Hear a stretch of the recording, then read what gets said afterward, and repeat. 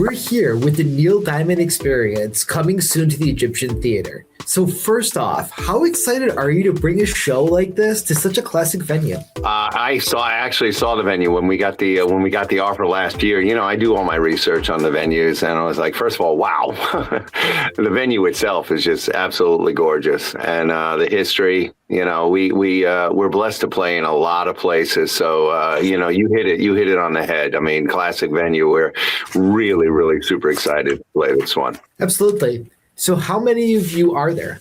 On this, we're going to have 10. We have a band of 8, and I have 2 incredible backup singers. So there's 10 of us all together. That's awesome. Yeah. So Neil Diamond is such a legendary stage presence. How do you approach capturing that energy in your performance? Some people actually say, I don't think Neil Diamond had that much energy. or they'll say he definitely doesn't dance the way you dance. You know, when I put this thing together, I studied him. I had the headphones on morning, noon, and night. I watched his concerts.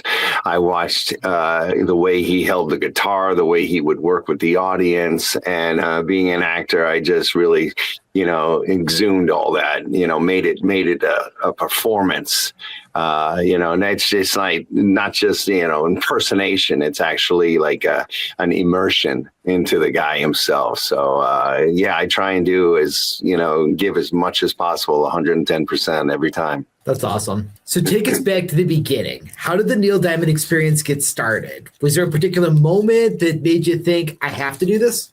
Yeah, actually, yeah, there was. Been an actor for quite a long time. Finished a Broadway show, and just kind of the auditions. As you know, I guess, you know, you get older and stuff. You know, the auditions kind of subsided down along the way, and I knew I needed to do something for myself. I've always been a Neil Diamond fan, and he had just recently announced his retirement in 2018. So I said, you know what, I'm going to put together, you know, the best darn tribute to the guy that I could. And I dusted off my guitar. I started putting a set list together, studying his songs. I found an amazing band. And here we are, you know, almost 6 years later, and we've been to 33 states. That's awesome. Yeah. And it's hard to not be a Neil Diamond fan. Yeah. Everybody has a favorite 1 or 2 songs. They may say, I never liked Neil Diamond, but wow, I didn't know he did that song. Oh, that's right, he did that song. You know what? I am a Neil Diamond fan. Absolutely. Yeah. So is there anything specific that brought you to Neil's music and inspired you to create this whole thing? When I was younger, I was introduced to an album of his back in '72, the Moods album, and just his voice. You know, I was a big Elvis Presley fan growing up, so I liked that, you know, that baritone, that rich tenor in his voice, and timbre in his voice. So I was introduced to that album. I was listening to it, and I loved it. And by the time the Jazz Singer came out in the early '80s, I was in high school, and I was a full-blown fan. And I learned how to play the piano. I taught myself how to play the piano to Hello Again and Love on the Rocks. And I've just been a fan ever since. So a lot of Neil's songs are known for the storytelling, the emotion. Oh, yeah. How do you make that come alive for your audience? Again, I studied the back, you know, the back history of his songs, you know, why he wrote the songs. And he's the consummate storyteller. He just doesn't sing the songs. You know, he performs them, he feels them.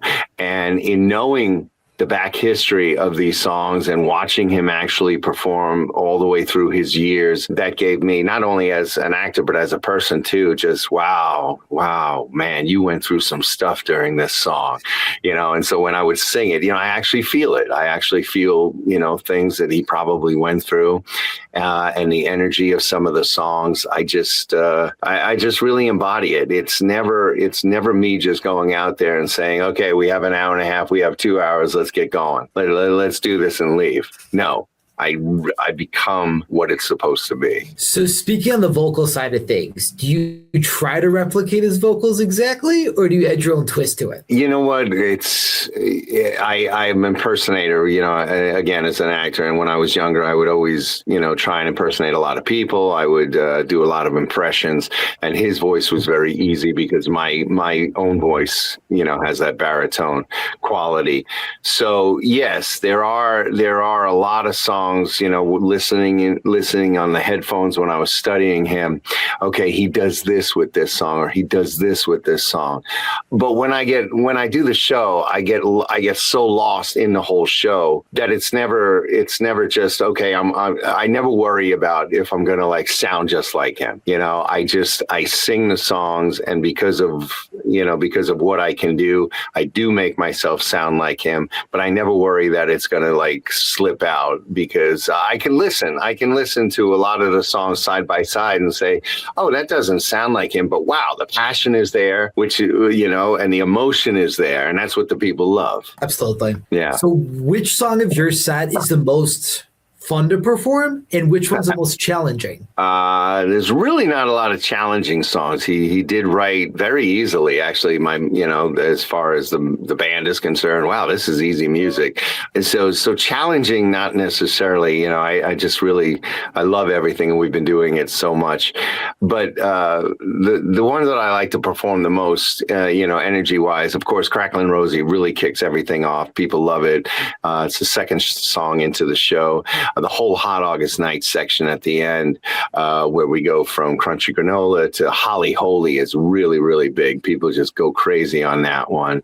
And then there's the ballad moments, and my favorite is I Am I Said. It's just a power ballad, and it's one of those ones where he did write during a time of deep depression in his life. So I feel that. I see him actually in his trailer where he said he was writing the song, and that just, people come to me and they say, oh my God, I was crying during I Am I Said. Then, of course, Sweet Caroline. We go out into the audience, I high five people, and they're going crazy. So that, of course, is the finale. That's awesome.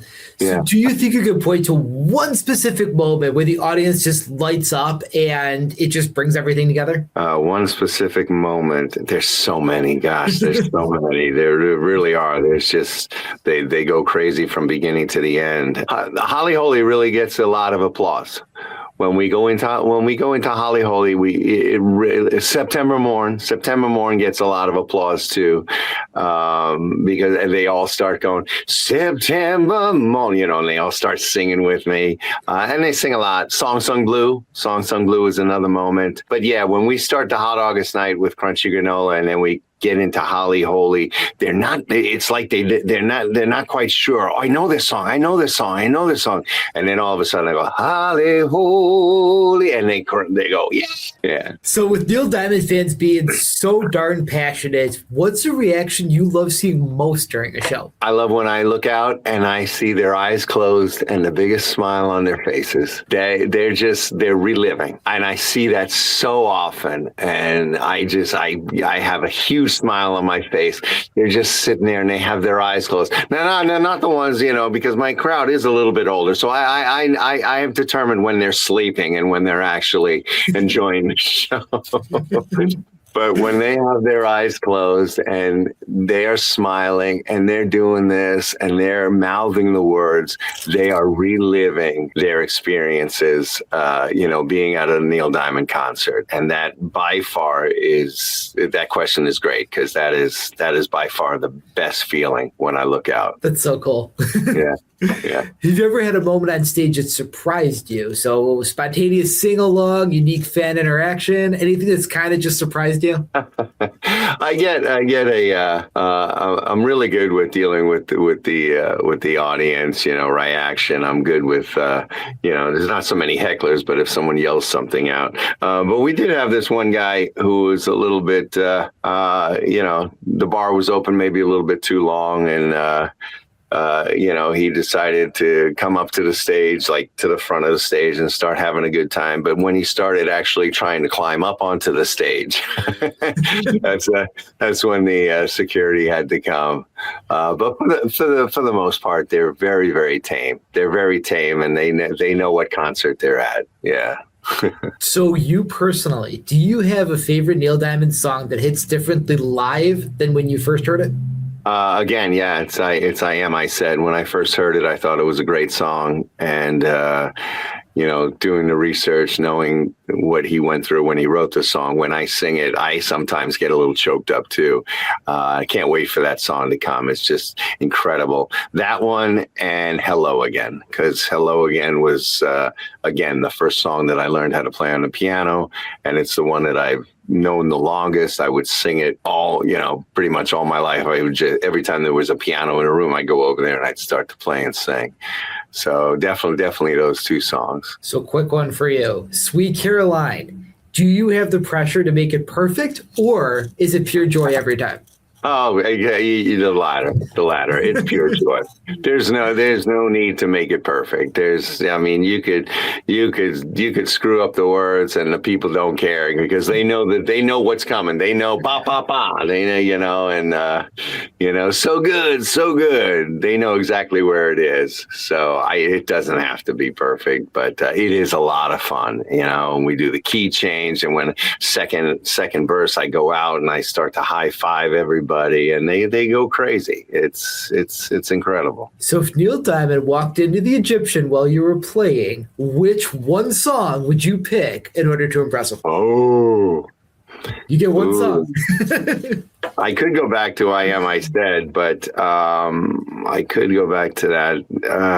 Gosh, it would have to be I Am I Said or Holly Holy. Either one of those. Yeah. So with the people in which you're performing with, are you the ultimate Neil Diamond super fan, or do you have somebody that's more of a super fan than you? There are a lot bigger super fans than me. There are so many bigger fans than me. I mean, I know I was a fan.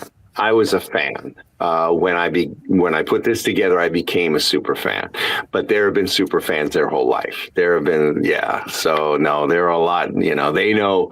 They'll come up to me and they'll say, "Have you ever heard this song?" And this, and I thought I've heard them all. And I go, "No, I haven't." Well, you have to listen to this song. He sings this song so great, and yeah, there's a lot bigger fan. I mean, people have seen this. I ask if anybody, when people see it live, and they'll come up to me. They'll write in. I've seen Neil Diamond 12 times. 12, and I've only seen him once.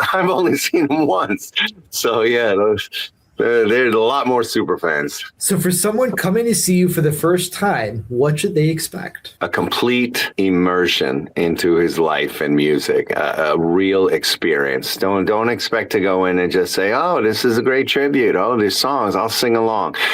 Expect to go in there and be at a Neil Diamond concert. And the jacket, the way I look, the way I people, it's what I've set out to do. Make it a real experience. It's not Neil Diamond, but that's what we give. And, more than 90% of the time, 9 out of 10 times, the people say it was like being at a Neil Diamond concert. So why is this a must-see show at the Egyptian this year? Everybody loves Neil Diamond. He, everybody loves Neil Diamond. Not only that, he's trending like crazy, not only because of A Beautiful Noise, now because of Song Sung Blue, the movie.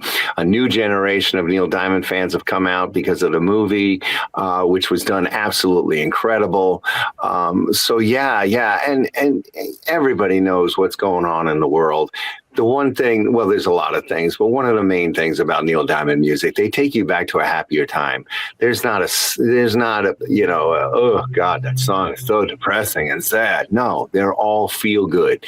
That's when the people close their eyes and they're taken back. So if you want to feel good, and just go back and forget about what's going on in the world today, definitely come and just have an incredible time. Absolutely. All right, so one final one for you. Can you remind everyone when the show is and where they can grab their tickets? This is the Egyptian Theater, and they can grab tickets online, the Egyptian Theater box office. They can also go to my website, www.sogoodtheneildiamondexperience.com. And this is Valentine's Day. This one's on Valentine's Day, right? February 14th. Am I correct? Yeah, you're correct. Yeah. We do 4 shows. We start out in Milwaukee. So we go boom, boom, boom, boom. So I'm a little head crazy. But this one's Valentine's Day, and it's take your spouse out, take your lover out, significant other, and just look, come on, let's have a great time. Let's have a great time. Absolutely. Well, thank you so much for spending some time with us today. I really appreciate it, Tony. Thank you so much for having me.